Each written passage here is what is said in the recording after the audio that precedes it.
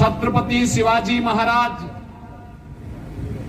के हिंदवी स्वराज की धरा अटक से कटक तक एक राष्ट्र की परिकल्पना देने वाले पेशवा बाजीराव की पावन धरा स्वराज मेरा जन्मसिद्ध अधिकार है। गणनायक से लोकनायक बनने की यह पावन धरा जिन्होंने तिलक को लोकनायक बनाया, देश के प्रथम स्वतंत्र समर को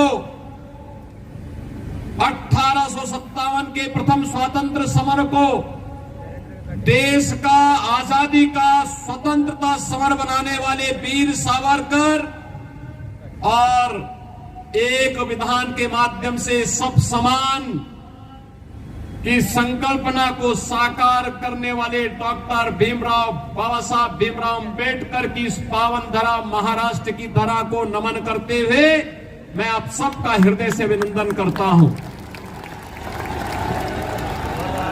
बहनों और भाइयों, मैं कल भी महाराष्ट्र में चुनाव प्रचार में था।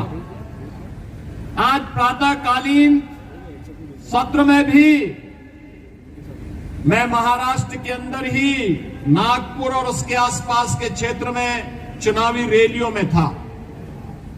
आज मुझे मां मुंबा देवी की इस पावन धरा मुंबई के अंदर नीरा मयंदर थाने उल्लासनगर की जनता को संबोधित करने का अवसर प्राप्त हो रहा है। चुनाव चल रहे हैं। एक और दुनिया के सबसे लोकप्रिय और यशस्वी नेता प्रधानमंत्री मोदी जी के नेतृत्व में भारतीय जनता पार्टी महायुति गठबंधन इस चुनावी समर में महाराष्ट्र के अंदर आप सबके सामने है। और दूसरी ओर जिनकी न नीति है न राष्ट्र के प्रति कोई अच्छी नियत है न नैतिक बल ही रह गया है, ऐसा अनैतिक अनाड़ी गठबंधन के रूप में महाअघाड़ी भी आपके बीच में इस चुनावी समर में है। बहनों और भाइयों, ये चुनाव मात्र चुनाव नहीं है, ये चुनाव हम सबके लिए इस राष्ट्र की अस्मिता और अस्तित्व को वैश्विक मंच पर पुनर्स्थापित करने के प्रधानमंत्री मोदी जी के अभियान के साथ हम सबके सहयोग की सहमति भी है। और इसीलिए मैं महाराष्ट्र की जनता जनार्दन से अपील करने के लिए आया हूं।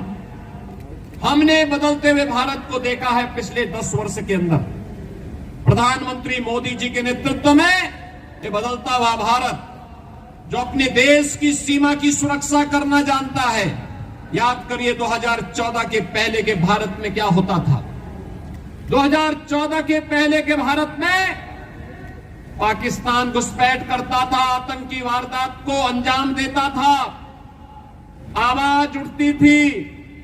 कांग्रेस नेतृत्व की सरकार कहती थी कि बोलिए मत, पाकिस्तान से संबंध खराब हो जाएंगे। 2014 का भारत आज वहां किसी को छेड़ता नहीं, कोई छेड़ता है तो छोड़ता भी नहीं।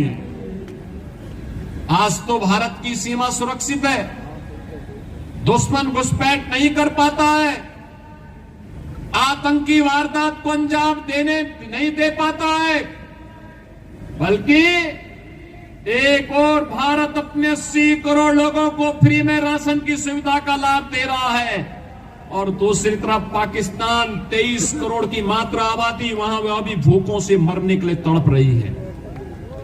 बहनों और भाइयों, देश के अंदर असुरक्षा का वातावरण है, आतंकवाद की जड़। कश्मीर की धारा 370 समाप्त हुई, कांग्रेस अभी फड़क रही है कि इसको फिर से लागू किया जाए, लेकिन प्रधानमंत्री मोदी जी ने कह दिया है कि कांग्रेस की 4 पुस्त भी कश्मीर में धारा 370 को फिर से लागू नहीं कर सकती।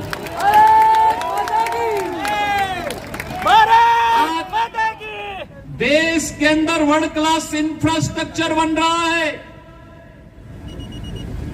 Highway, railway, metro, IIT, IIM, AIIMS, one district one medical college, हर घर नल की योजना जैसी योजनाएं भी लागू हो रही हैं। तो गरीबों के कल्याण के लिए भी अनेक कार्यक्रम देश के अंदर चल रहे हैं, चाहे वह पीएम आवास की योजना हो, चाहे वहां आयुष्मान भारत की योजना हो, चाहे वह नौजवानों के रोजगार की योजना हो, और चाहे लाडली बहना योजना के माध्यम से हर महिला के खाते में हर महीने 2100 रुपये देने की व्यवस्था हो। यह कार्य कांग्रेस नेतृत्व की महाअघाड़ी गठबंधन की सरकार भी कर सकती थी, लेकिन उन्होंने तो कोरोना जैसी महामारी के दौरान भी कुछ नहीं किया। हाथ पे हाथ धरे बैठे रहे, खजाने को लूटते रहे, प्रदेश और देश के अंदर अराजकता का माहौल पैदा करते रहे, और उनको कांग्रेस को देश के अंदर सर्वाधिक समय तक शासन करने का अवसर मिला था। विकास, सुरक्षा, समृद्धि, सुशासन इसमें नहीं कर पाए। कम से कम अयोध्या में रामलला का मंदिर ही बना देते, ये तो अभी नहीं कर पाए।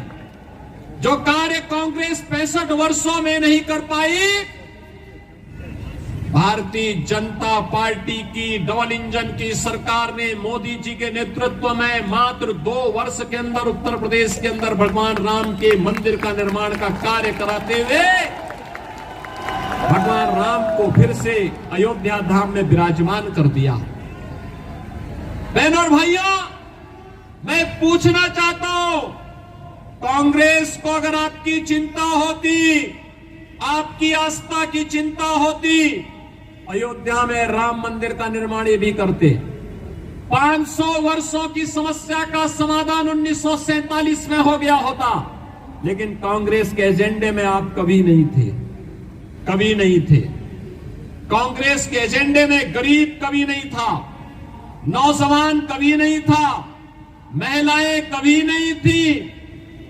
ये तो जाति के नाम पे बांटते हैं, क्षेत्र के नाम पे बांटते हैं, भाषा के नाम पर बांटते हैं, मत और मजहब के आधार पर देश को बांटने वाले लोग हैं। इन्होंने देश को पहले बांटा, फिर समाज को बांटा, फिर आतंकवाद को देश के अंदर कहीं धारा 370 के नाम पर पनपाने का काम किया, कहीं नक्सलवाद को पैदा किया, कहीं पे अराजकता को पैदा किया, और अब फिर वही बांटने की राजनीति।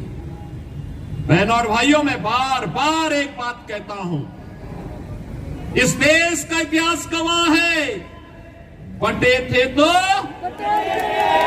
बटे थे, बटे थे तो बटेंगे तो बटेंगे, और एक रहेंगे तो सेफ रहेंगे, एक रहेंगे सेफ रहेंगे।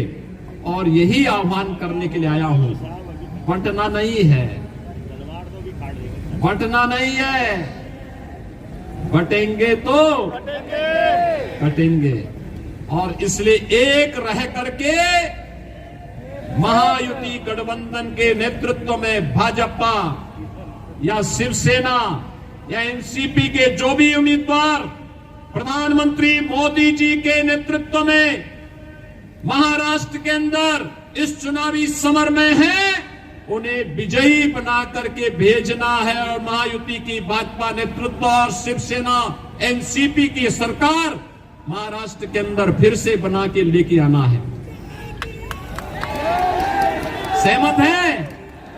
सभी लोग सहमत हैं?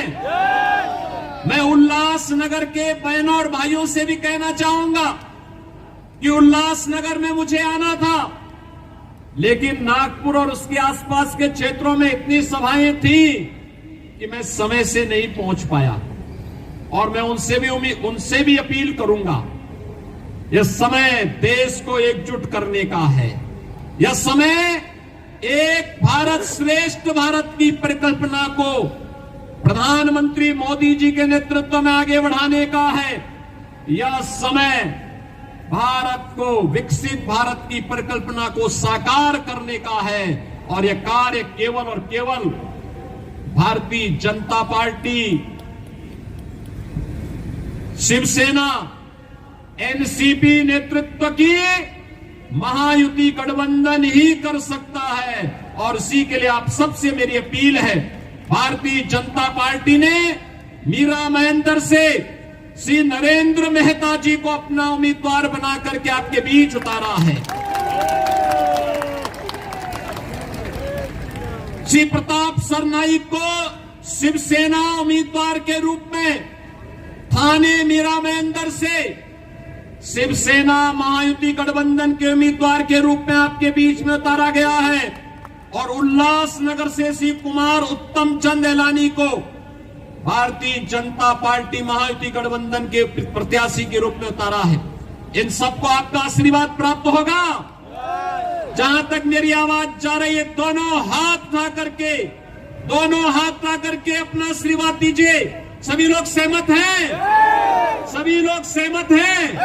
तो मेरे साथ बोलेंगे, भारत माता की, भारत माता नमः पार्वती पतिये हर